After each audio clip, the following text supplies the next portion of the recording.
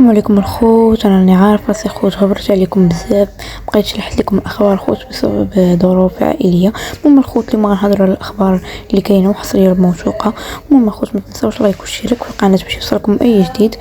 ويلا نبداو دابا باول خبر، وهو خوت غير باش تعرفوا، راه من غير اوركوما والمكعازي مازال كاين انتداب اخر في الوسط الميدان. زائد بودا خوت راه باغيين يلقاو معاه شي حل باش يتم فسخ العقد. راه غيزيدوا لاعب اخر وبودا راه باغيين يلقاو معاه شي حل باش يفسخ العقد.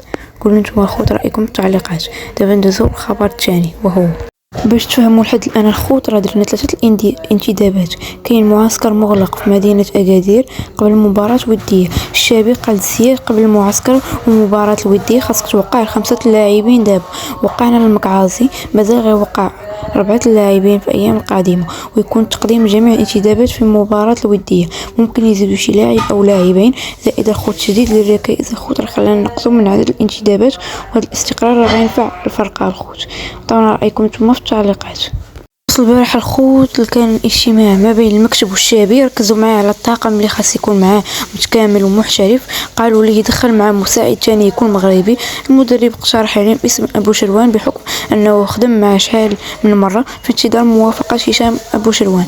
كاين حتى اسم بن وانيس في لائحه تعزيز الطاقم، حتى الان لا شيء رسمي في انتظار قادم الايام. هادشي اللي كاين الخوت بين البارح اللي كان اجتماع، هادشي اللي كان في اجتماع الخوت. عطونا رايكم في التعليقات. الخوت لا تبعتوا الميركاتو راه غيهرب لكم بسبب تردد العصبه في تفعيل 6 المقاعد الاجنبي داخل البطوله. مكتب الرجاء ممكن يتراجع في التعاقد مع حارس اجنبي، ويكون البديل اما حارس اسفي او حارس مغرب الفاسي. ما رايكم الخوت؟ خوت بخصوص شركة مارسا ماروك راه غير جات تسجيل ويوقعوا رسميا على الشراكة والتحويل التاريخي للرجاء. اللهم يسر الخوت. اما الخوت هادشي اللي كاين، ما تنساوش لايك واشتراك في القناة باش يوصلكم اي جديد. واللي كانت اخبار جديدة وحصرية وموثوقة راه تلقاو فيديو جديد في القناة. تهلاو.